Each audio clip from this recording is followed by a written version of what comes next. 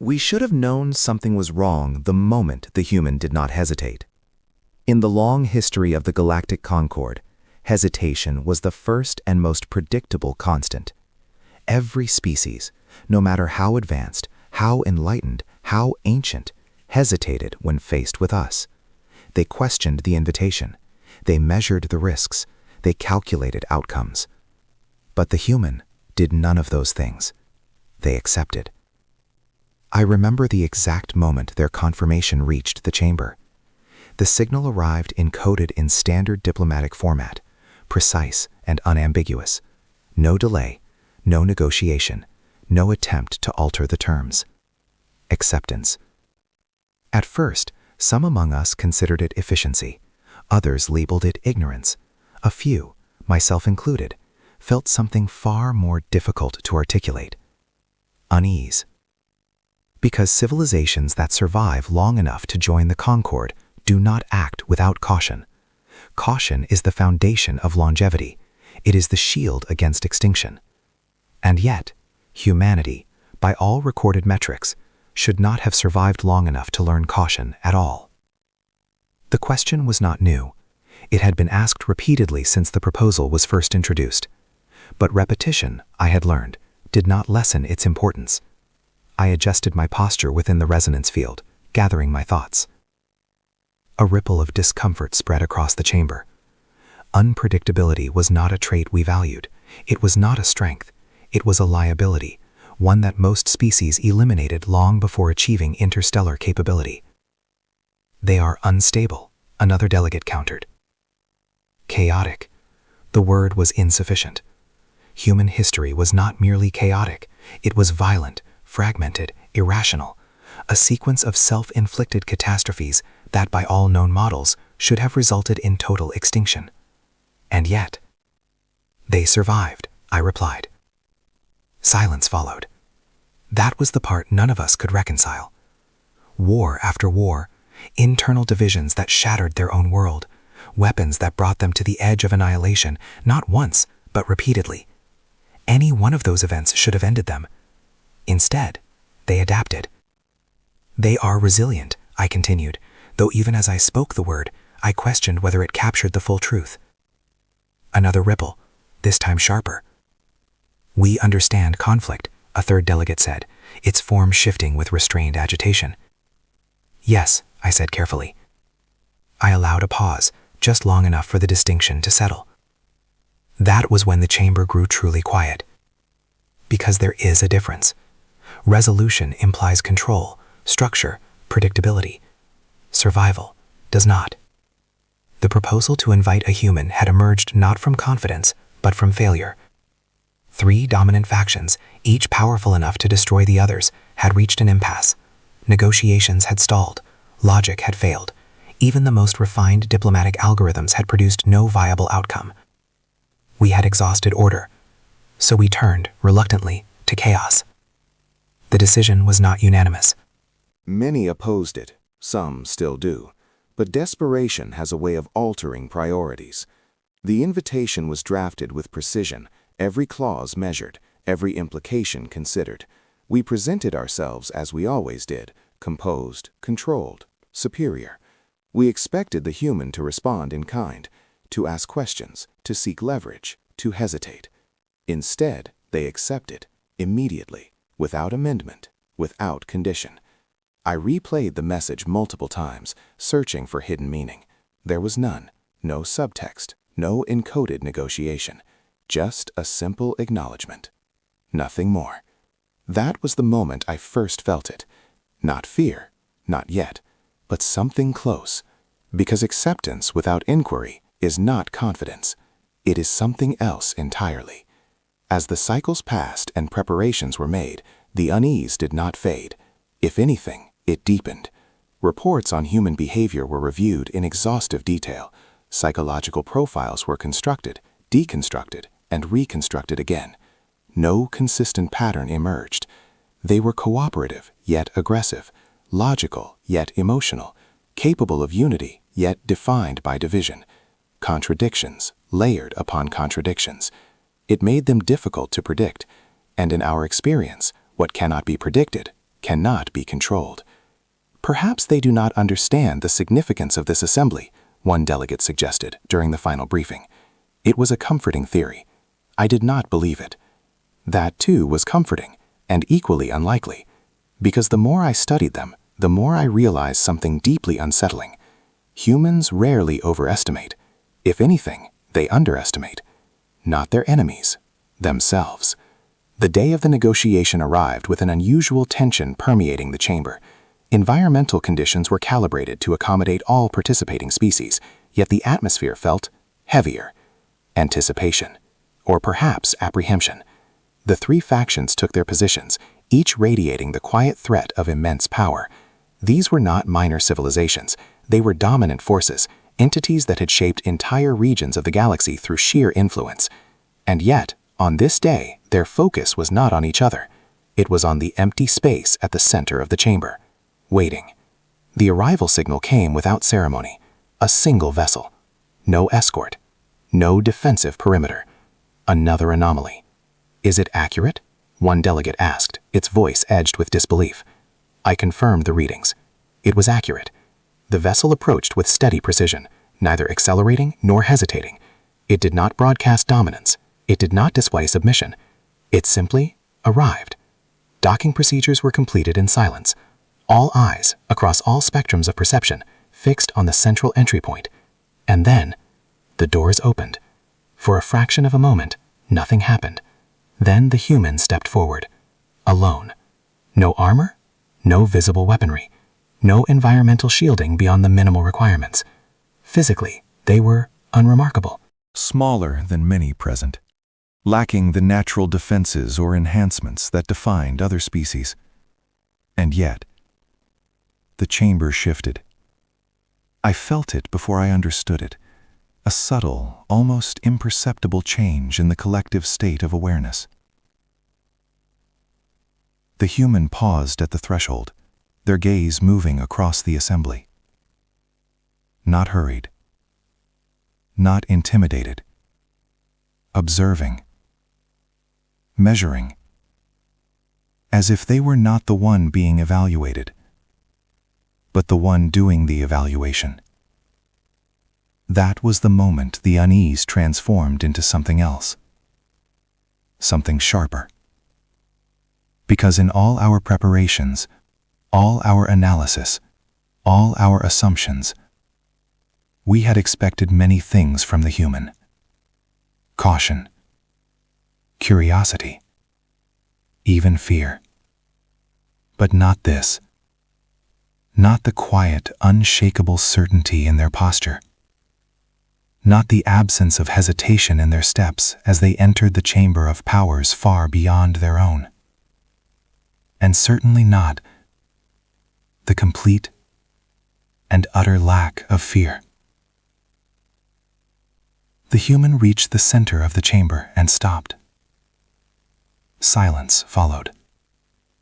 Not imposed, not structured, but natural.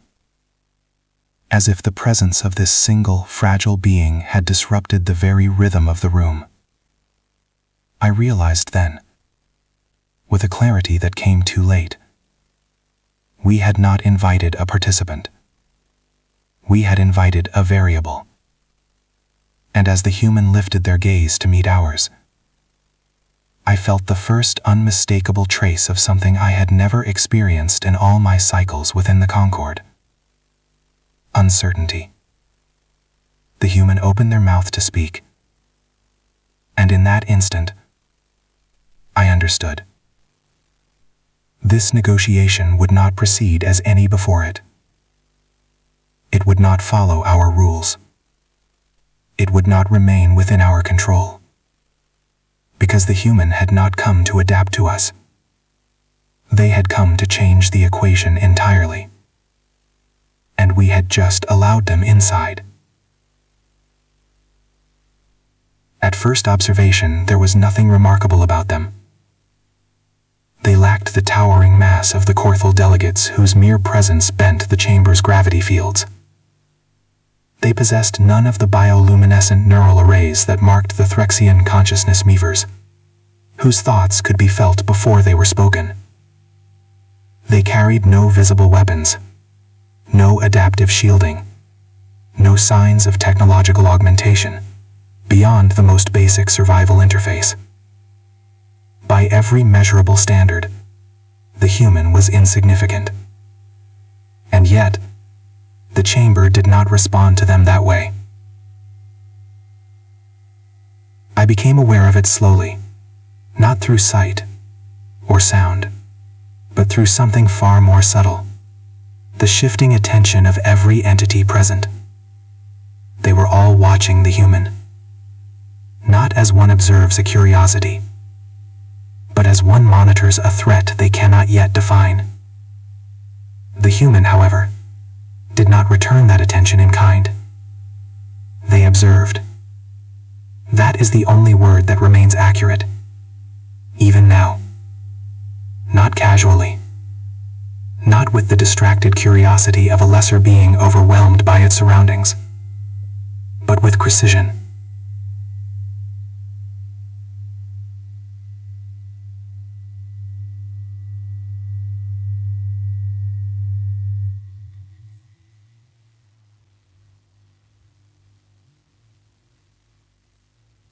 Intimidated, it was the look of someone learning. That was the first fracture. Because intimidation is expected, it is predictable, it establishes hierarchy before words are ever spoken. But the human did not acknowledge hierarchy, they acknowledged information. And in doing so, they disrupted the unspoken order of the room. Proceed, the central mediator signaled, its voice layered across multiple frequencies to ensure universal comprehension. The formal introductions began. The Korthal spoke first, their massive forms shifting as they projected their claims into the shared field.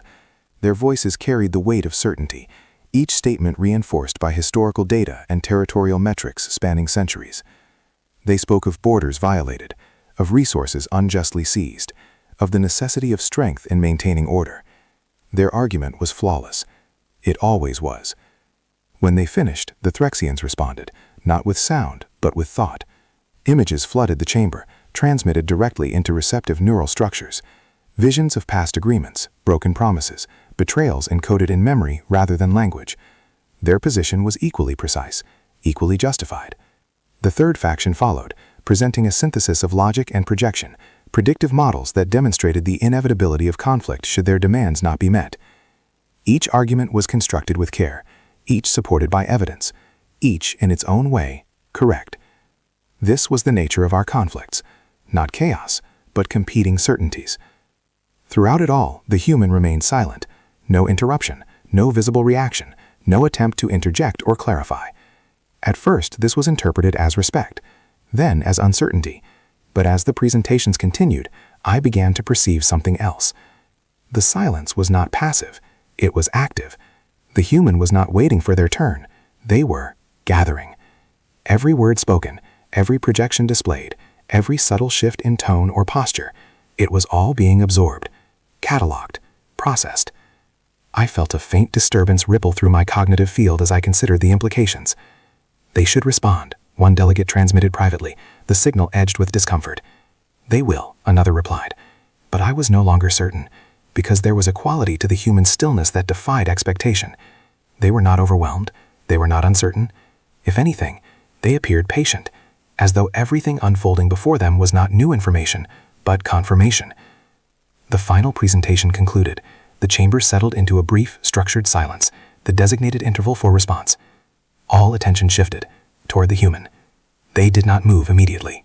For a moment, just a moment, they remained completely still. Then, slowly, they adjusted their posture. It was a minimal motion, insignificant by most standards. But in that instant, the atmosphere changed. Because the human was no longer observing. They were about to speak. I prepared myself for what I expected, a measured response, a diplomatic acknowledgement of each position, perhaps an attempt to balance perspectives or propose incremental compromise, That is how negotiations proceed. That is how they have always proceeded. The human inhaled. A small biological necessity, yet in the silence of the chamber, it felt amplified. And then they spoke. Do you actually want peace? The words were clear, unadorned, carried not through layered frequencies or neural projection, but through simple auditory transmission.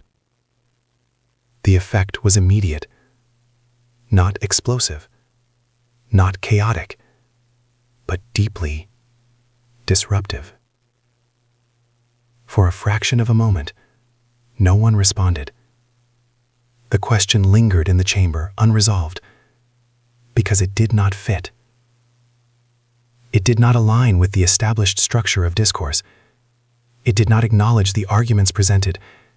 It did not engage with the data, the history, the logic. It bypassed all of it and went directly to something far more uncomfortable. That is an imprecise distinction, the Corthel delegate replied after a delay, their tone carrying a trace of irritation. Do you want it? The human asked. 2 words. No elevation in tone, no aggression. And yet the Corthel did not respond immediately. I felt the shift again, stronger this time. A disruption not of sound or light, but of certainty. The Threxians attempted to reassert control, projecting a sequence of historical outcomes in which dominant victory had indeed resulted in extended periods of stability. The data was accurate, indisputable. The human listened. Of course they did. But there was something different now. Their stillness had changed. It was no longer that of observation. It was that of evaluation. Temporary stability, the human said when the projection ended. Again, no force behind the words. No need. That is what I have sought. They added. No one answered, because the answer was already present. In the very need for this assembly. I felt it then. Not in myself alone, but across the chamber. A subtle, growing discomfort. We were accustomed to opposition, to counter-arguments, to the structured exchange of logic and evidence. But this was something else. The human was not arguing within the system.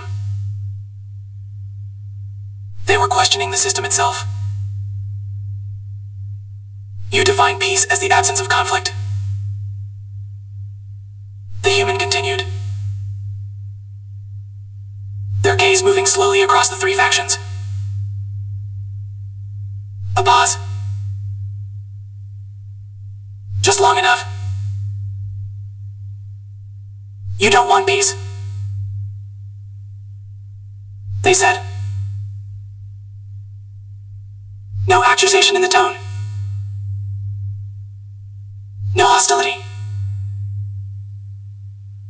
Just clarity. The reaction came this time. Not unified. Not controlled. But fractured. That is an oversimplification, one delegate snapped. You ignore critical variables, another added. Your perspective lacks context, a third insisted. Voices, actual voices, began to overlap. Signals crossed. For the first time since the session began, the chamber's carefully maintained order began to strain. And through it all, the human did not raise their voice. They did not interrupt. They did not defend their statement. They simply watched. That was when I understood the true nature of the disruption. It was not the question. It was the effect. The human had introduced something we had not accounted for. Not a new argument, not new data, but doubt. And doubt, unlike conflict, does not follow rules. It spreads. Quietly, relentlessly. I became aware of my own thoughts shifting, re-examining assumptions I had held as stable, unquestionable. Victory ensures peace. Does it? The question lingered, unwelcome, unresolved, dangerous. The chamber gradually regained a semblance of order, but it was no longer the same. The structure remained, but the foundation beneath it had shifted. And at the center of it all stood the human, still unarmed, still physically insignificant, and yet now, indisputably influential. They had spoken only a handful of words, but those words had done what centuries of negotiation had failed to achieve. They had unsettled us. I felt a realization forming, slow, unwelcome, inevitable. We had prepared for a negotiator. We had anticipated strategy, persuasion, perhaps even manipulation. But this was something far more dangerous. The human was not here to argue. They were here to reveal. And as the chamber struggled to regain its balance, I understood with growing certainty. This was only the beginning.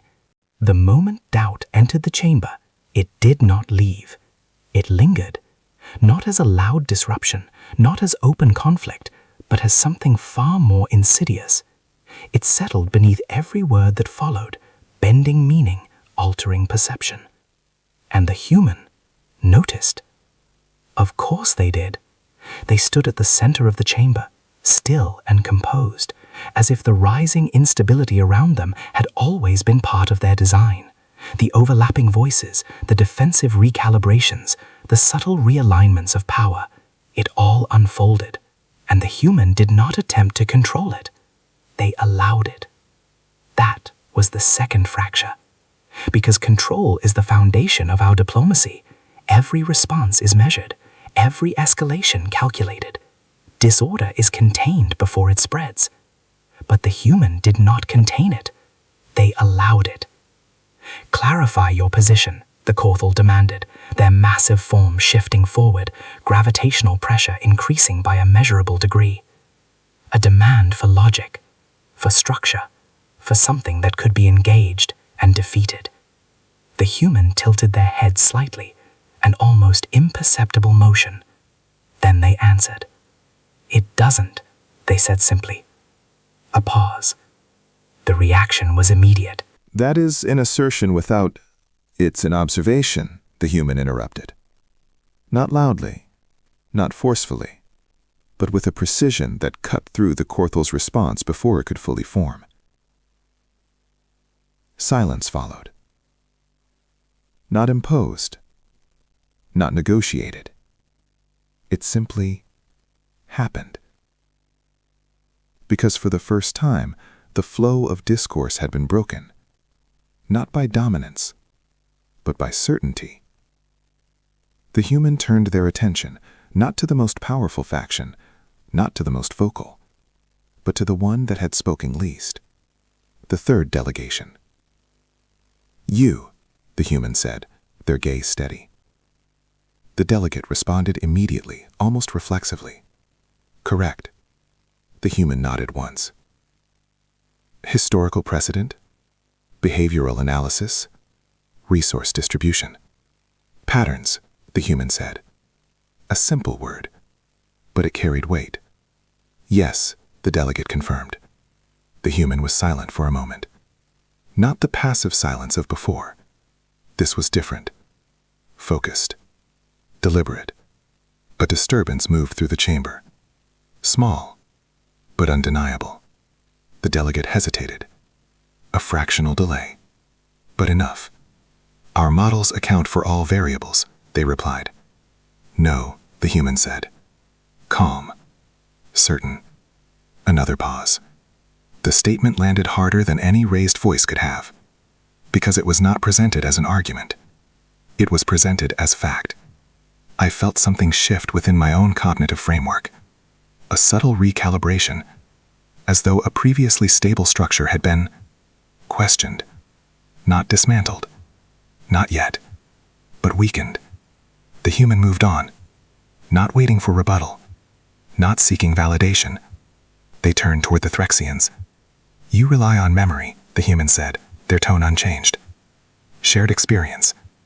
The Threxian response came not in words but in a flood of images. Moments of betrayal. Agreements broken. Trust eroded over time. Evidence. Irrefutable. The human watched. Absorbed. Then spoke. You remember everything, they said. A statement, not a question. Yes, the Threxians replied, their projection carrying a note of pride. The human's expression did not change. That must make it difficult, they said. The projection flickered. Difficult? The Threxians echoed. The silence that followed was different, heavier, because this time the disruption was not external. It was internal. You define justice through memory, the human continued. Every action preserved. Another flicker. A settled destabilization. Then, a pause. The chamber reacted. Not loudly, not visibly, but I felt it. An undercurrent of resistance, of rejection. Because the statement was not entirely correct, but it was not entirely wrong. And that made it dangerous. The Corthel shifted again, their presence pressing forward. Your conclusions are flawed, they said. The human turned back to them. No, they said. And this time there was something new in their voice. Not anger, not aggression, but something heavier. Conflict is paused by strength, they said. The Corthel's response was immediate. It's a survival distinction, the human replied. Another silence. Longer this time. Because something was happening, something none of us had anticipated. The human was not attacking our arguments. They were dissecting them, separating them from the assumptions that gave them meaning. And when separated, they no longer held. I felt it clearly now. Not confusion, not even doubt, but something far more unsettling. Exposure. They built alliances to protect themselves, the human continued, their gaze moving across the chamber. No one spoke. Fear of loss. Fear of weakness. Each word landed with quiet precision. A pause. The Threxians shifted. The third delegation recalibrated their environmental field. Even the Corthel hesitated. Small changes, but significant, because they were not reactions to aggression. They were reactions to recognition. I understood then, fully, completely, and with growing dread. The human was not presenting a new perspective. They were revealing an existing one we had all chosen not to see. A nod toward the central chamber. Balance requires constant adjustment, they added, constant monitoring. A pause. The words echoed. Soft, unforced, final. Something broke then. Not physically, not visibly, but undeniably. Voices rose, not in structured response, but in something closer to emotion. You oversimplify complex systems. You ignore the necessity of control. Your species lacks the scale to. The objections overlapped, fragmented, lost coherence. And through it all, the human did not react. They did not defend. They did not escalate. They simply stood there, listening, watching, waiting. Too calm. Far too calm. That was when it became clear. Terrifyingly clear. The human was not trying to win. Winning requires opposition. It requires engagement within the same framework. The human had no interest in that. They were doing something else. Something far more dangerous. They were exposing the framework itself.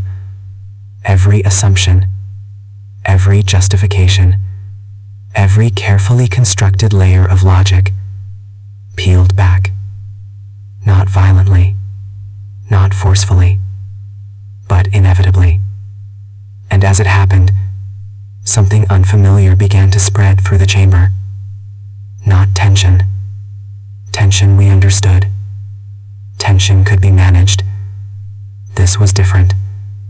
This was vulnerability. I felt it within myself before I recognized it in others. A subtle awareness that the structures I had trusted, the systems I had helped maintain, were not as stable as I had believed. That they had flaws, not minor ones, foundational ones. And the human saw all of them. You're not here because you failed to agree, the human said finally, their voice cutting cleanly through the noise. The chamber stilled. Again. Effortlessly. No one responded. Because no one could. The truth of it hung there. Undeniable. Unavoidable. And in that moment, I understood something I had never considered before. We had believed ourselves to be the architects of order, the masters of controlled outcomes. But under the human's gaze, we were something else, something far less certain. And as the silence deepened, pressing in from all sides, one realization settled into my consciousness with quiet, irreversible clarity. We were not in control of this negotiation. We never had been. Because the human had not come to participate in our system. They had come to show us why it no longer worked. And for the first time in my existence, I did not know how to respond. There is a moment, rare, almost non-existent, when a chamber such as ours falls completely silent. Not the structured silence of protocol, not the calculated pause between arguments, but true silence, unplanned, uncontrolled.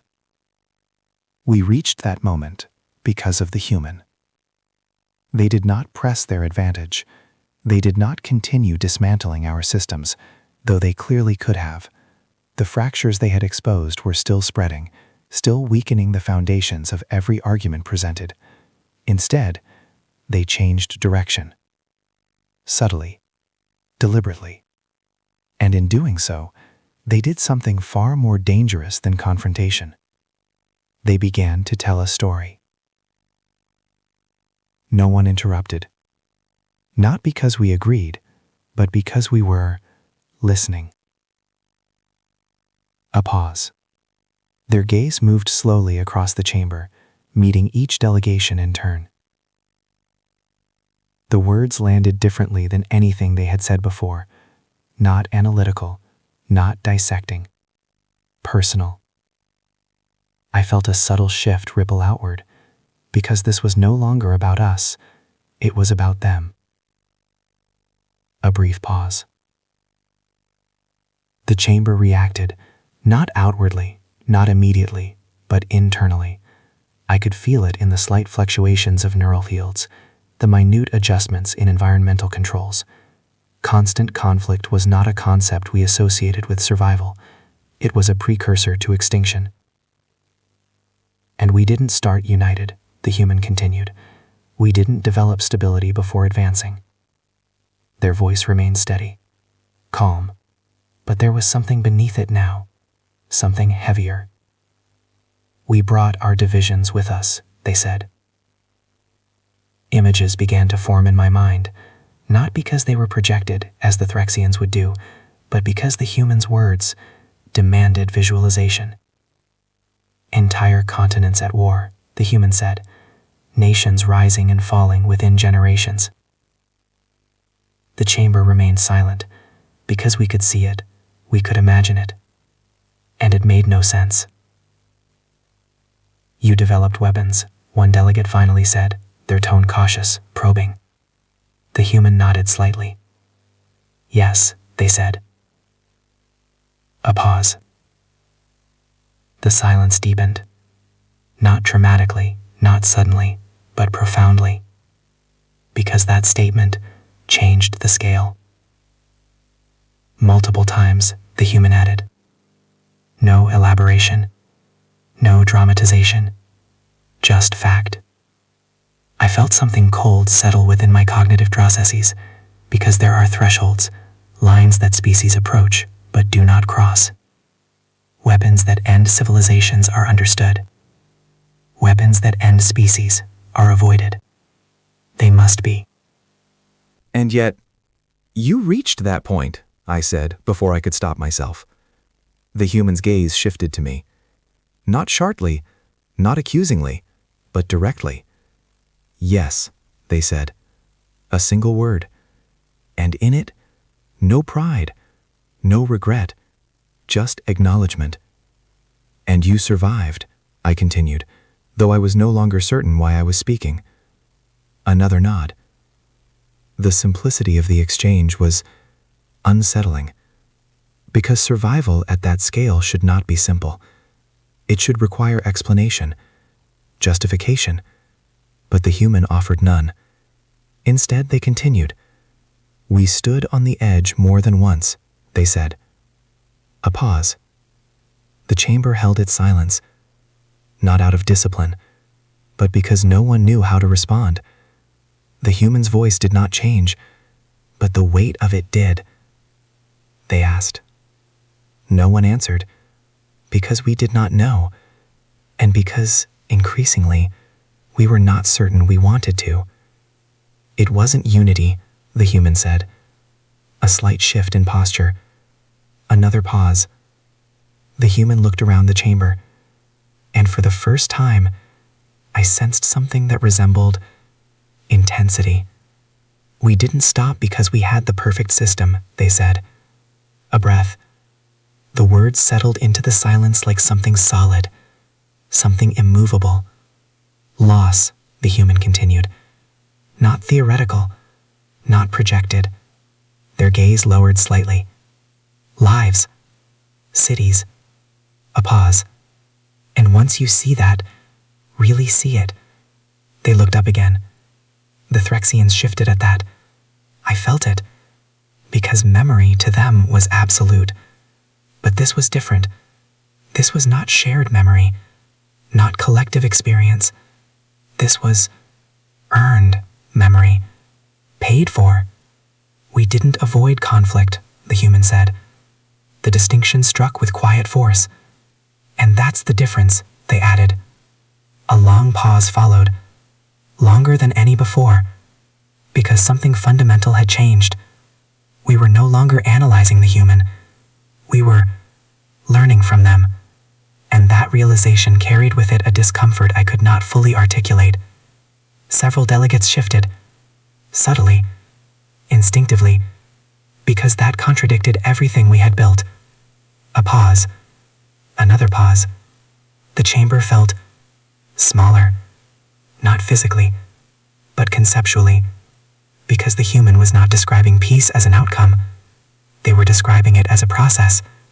Fragile, unstable, real. You've mistaken control for stability, the human said, their gaze moving once more across the factions. No one argued. Not this time, because the statement fit too well. A slight tilt of the head. The simplicity of it was devastating. Control delays conflict, the human said. A pause. I felt it then, clearly, undeniably, the shift, the realization spreading through the chamber, not as resistance, not as rejection, but as something far more dangerous, acceptance. Because the human was not forcing this understanding, they were revealing it, and we were recognizing it, ourselves. That was the turning point. I knew it the moment it happened, because the human changed again, not in posture, not in tone, but in intent. They had explained. They had revealed. Now, they concluded. I didn't come here to negotiate peace, the human said. The words cut through the chamber with absolute clarity. For a moment, just a moment, I thought I had interpreted. But no, they continued. I can't give you peace, they said. A pause. The implications of that statement began to unfold, slow and heavy. You have to choose it, the human added. Another pause. And right now, their gaze sharpened. The chamber reacted, not outwardly, not yet, but the tension returned, sharper now, more focused, because this was no longer reflection. This was judgment. You're choosing control, the human said, dominance. Each word precise, measured, final. And those choices, a breath. The silence that followed was absolute, because we understood. Not fully, not completely, but enough. The human took a step back, not retreating, not withdrawing, but creating space. And in that space, their presence seemed to expand. Not physically, but perceptually. You think this is about negotiation, they said. A slight pause. Another. The words settled into the chamber like a weight, unavoidable, unignorable. I didn't come here to stop your conflict, the human said. Their voice remained calm. But now, there was something else within it. Something colder. No one spoke. No one moved. Because in that moment, the human was no longer a participant, no longer a negotiator. They had become something else entirely. Not a threat, not an enemy, but something far more unsettling. A warning. And as I stood there, surrounded by beings who had shaped galaxies, who had controlled outcomes for centuries, I felt something I had never experienced before. Not doubt, not confusion, but clarity. Terrible, irreversible clarity. We had invited the human to help us avoid disaster, but the human had come to make sure we understood it. And as the silence deepened, pressing against every thought, every assumption, every fragile certainty, I realized with a growing sense of inevitability, we had not yet seen the worst of what they had to show us. Fear does not always arrive as panic. Sometimes, it arrives as understanding. I felt it then, not as a sudden shock, but as a slow, creeping realization that settled into every layer of my awareness. The human stood before us, unchanged in posture, unchanged in tone, and yet everything about them had shifted. Not in form, in meaning. You want outcomes, the human said quietly. No one interrupted. No one dared, because something in their voice had removed the illusion that this was still a debate. Your alliances will fracture first. A simple statement, but it did not feel like prediction. It felt like memory. Your alliances will fracture first. The human continued, their gaze moving across the chamber. Not all at once. Slowly, quietly, doubt will spread. I felt it immediately, because it was already happening. Then, adaptation, the human said. You'll change tactics, expand capabilities. A pause. The accuracy of it was suffocating. No speculation, no uncertainty, just inevitability. Casualties increase, they added. Not enough to stop you. Another pause. The chamber remained still, because we could see it, every step, every consequence. They're not guessing, I realized. The thought struck with quiet force, because this was not theory, this was experience. You think you can control it, the human said. A slight tilt of the head. The words were soft, but final. I felt something else then, something deeper than fear. Recognition. Fragments of lost civilizations surfaced in my memory, species that had reached extraordinary heights and then vanished, their ruins studied, their failures analyzed. We had always believed they lacked something: discipline, control, foresight. But now I saw another possibility. They had believed the same things we did. Silence followed, heavy, unavoidable. The human did not press further, did not need to, because the outcome had already taken shape in our minds. Clear, unfolding, real. I felt it fully then. Not just unease, not just doubt, but something far more dangerous: respect, mixed with fear. Because humanity should not have survived this. Every scenario they described, every stage of collapse, should have ended them. But it didn't. And that was the most terrifying truth of all. The human looked across the chamber one final time. A pause. Long enough to feel it. Long enough to understand. The fracture finally broke. The accusation cut through the chamber with sharp precision, carried by one of the dominant factions whose patience had clearly reached its limit. Their presence surged forward.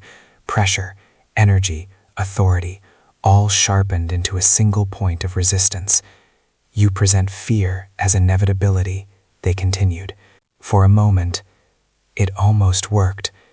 The chamber shifted back toward something familiar: structure, opposition, defined sides.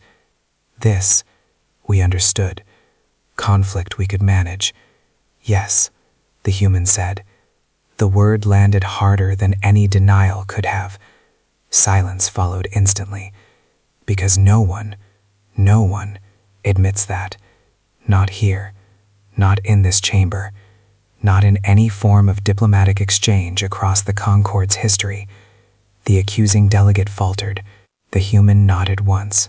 No hesitation, no justification, just truth. The chamber destabilized, not in noise, but in certainty. Protocol did not account for this. There was no response model for a participant who willingly exposed their own method. The statement hung there, heavy and uncomfortable. It shows you what you're trying to avoid, they said. The accusing faction attempted to recover. Only if it's false, the human replied. A pause. Silence again. Deeper this time. Because that was the problem. It didn't feel false. None of it had. You think ignoring it makes you rational, the the human went on, that if you remove fear from the equation, your decisions become pure, a slight shift in their stance. Another pause. The word echoed. Quiet. Certain. Unseen, unacknowledged, unchecked, the human said. I felt it then, clearly, unavoidably. They were not introducing fear into the chamber. They were revealing that it had always been there, hidden beneath layers of logic and control. The simplicity of the statement was almost unbearable. We looked at the worst possible outcomes, they said. A pause. The chamber did not respond, not with argument, not with rejection, because something had changed. The accusation, meant to dismantle the human's position, had done the opposite. It had validated it. Fear was present, real, and now acknowledged. I realized then why this felt so unfamiliar. We had built our systems to rise above fear, to eliminate it, to replace it with structure, predictability, control. But in doing so, we had never learned how to face it. And the human stood in the center of it, completely unshaken. Denying fear doesn't make you stronger, they said quietly. A final pause. No one spoke after that, because for the first time since the negotiation began, no one was trying to win. They were listening, and that was far more dangerous. The end did not arrive with a command. It arrived with absence. The human's voice was calm, unchanged, unwavering, but something in it marked finality, not the kind enforced by authority, but the kind that comes when nothing more needs to be said. No imposed treaty, they continued, no external enforcement. A pause.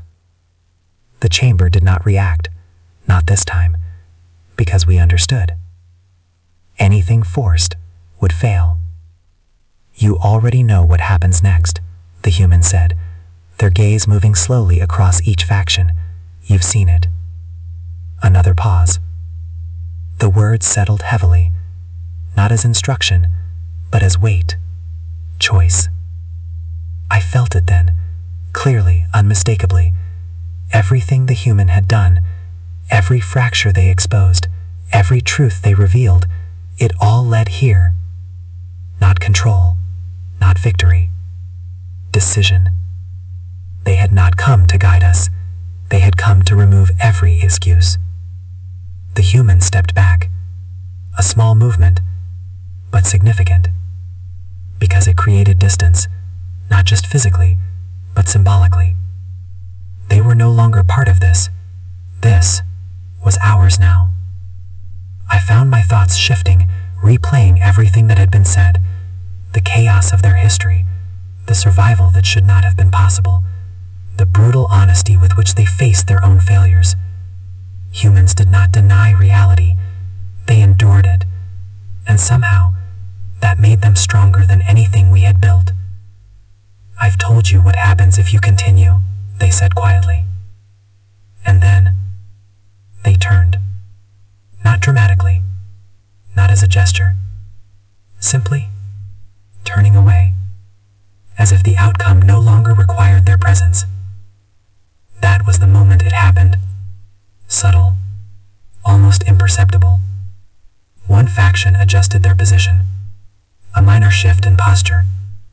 But in this chamber, it meant everything. A reduction, small, measured, but real. Another faction noticed, hesitated, then followed, not in submission, not in defeat, but in recognition. I felt it ripple outward, not agreement, not yet, but something far more important, alignment. Not of goals, but of understanding. And in that moment, I realized something that should have been obvious from the beginning. Humans do not conquer. They do not impose. They do something far more unsettling. They force you to see yourself clearly, without illusion, without justification, without escape. The human reached the threshold of the chamber, paused, just briefly, not to look back, not to confirm the outcome, but as if allowing one final moment for the weight of everything to settle. And then they stepped forward, leaving us behind, with nothing but the truth, and the choice to face it or not. The silence did not end when the human left. It remained, not empty, but changed. The chamber still stood.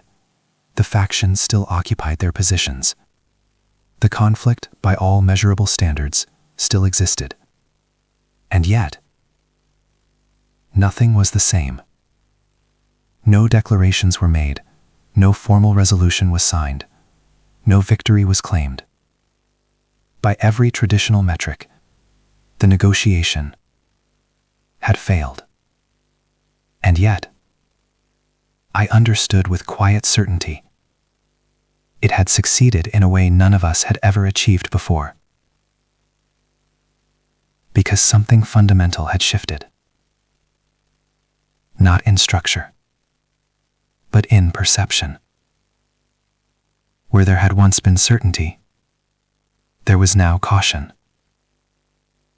Where there had been arrogance, there was now awareness. And where there had been absolute belief in control, there was doubt.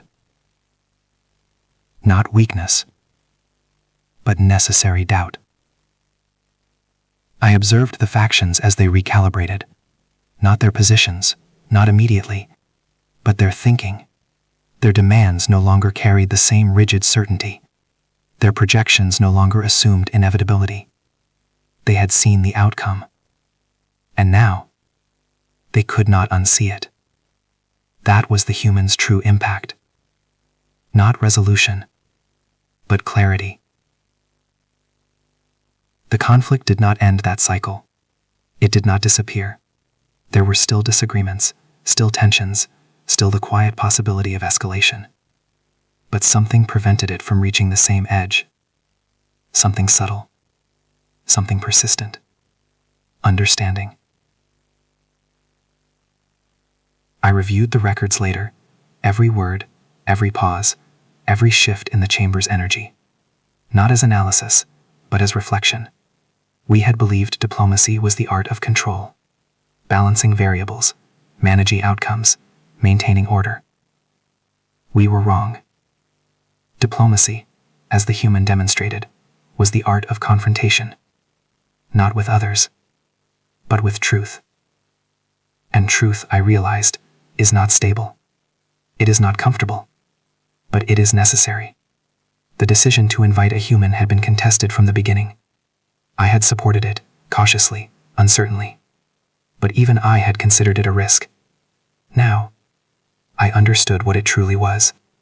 Not a risk, a necessity. Because we had reached a point where our systems could no longer correct themselves, where logic reinforced failure instead of preventing it. Where control had become an illusion we no longer questioned. We needed something outside that system, something unrefined, unpredictable, honest. We needed chaos.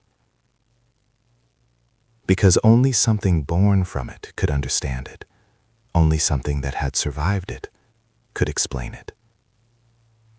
Humanity should not exist. By every model, every projection, every logical framework, they should have collapsed long ago. But they did not. And that fact alone changes everything. Because it means they have learned something we have not. Something we are only beginning to understand. I find myself returning, again and again, to the final moments,